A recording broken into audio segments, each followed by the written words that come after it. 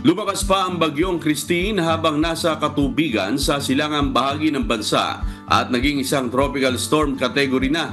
As of 4 a.m., huling nakita ang sentro ng Tropical Storm Christine sa layong 425 kilometers, silangan ng Birac, Catanduanes. Taglay nito ang hanging umaabot sa 65 km per hour at bugso na nasa 80 km per hour. Kumikilos ito pa westward sa bilis na 15 km per hour. Ayon sa forecast ng Pag-asa, maaaring lumakas pa si Bagyong Christine sa severe tropical storm category bukas bago ito maglandfall sa northern Luzon sa Huwebes. Nakataas pa rin ang tropical cyclone wind signal number 1 sa ilang lugar sa bansa dahil sa lakas ng hangin at ulang dala ng bagyo.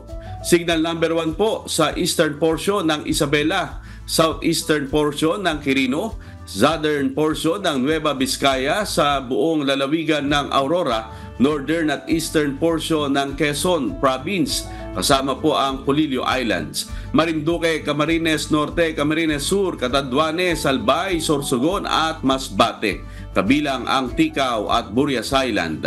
Gayun din, signal number 1 ang nakataas sa ilang lugar sa Visayas at Mindanao, gaya ng Eastern Samar, Northern Samar, Leyte, Biliran, Southern Leyte, Dinagat Islands at Surigao del Norte, kasama ang Siargao at Bucas Grande Group. Manatiling nakatutok sa UNTV para po sa latest na ulat tungkol kay Tropical Storm Christine.